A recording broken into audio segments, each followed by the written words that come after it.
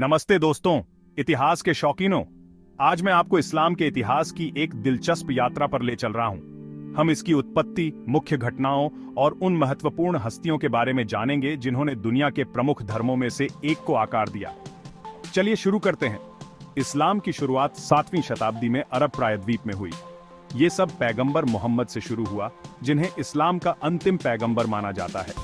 उनका जन्म मक्का में 570 सीई में हुआ था।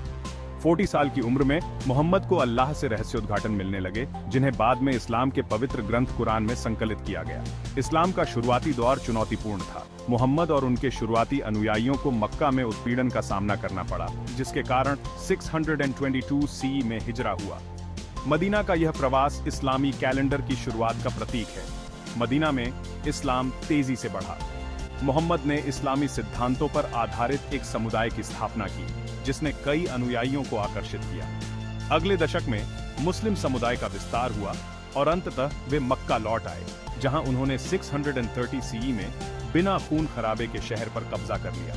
632 सीई में मोहम्मद की मृत्यु के बाद मुस्लिम समुदाय का नेतृत्व खलीफाओं के पास चला गया। राशिदुन खलीफा के नाम से जाने जाने वाले इस काल में इस्लाम का प्रसार अरब प्रायद्वीप से आगे हुआ।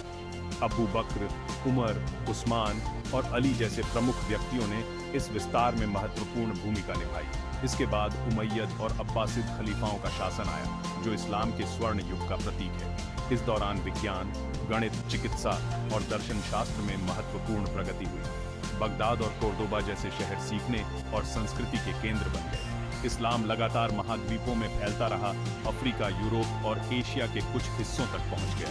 इस्लामी संस्कृति, कला और वास्तुकला का प्रभाव आज दुनिया भर में देखा जा सकता है। इस्लाम के इतिहास को समझने से हमें उस समृद्ध सांस्कृतिक और धार्मिक विरासत की सराहना करने में मदद मिलती है, जिसने हमारी दुनिया को आकार दिया है।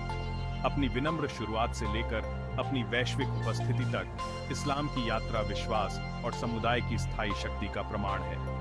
इस ऐतिहासिक यात्रा में मेरे साथ जुड़ने के लिए धन्यवाद। अगर आपको ये दिलचस्प लगा तो लाइक, शेयर और इतिहास में और गहराई से जानने के लिए सब्सक्राइब करना न भूलें। अगली बार तक खोजते रहें और जिज्ञासु बने रहें।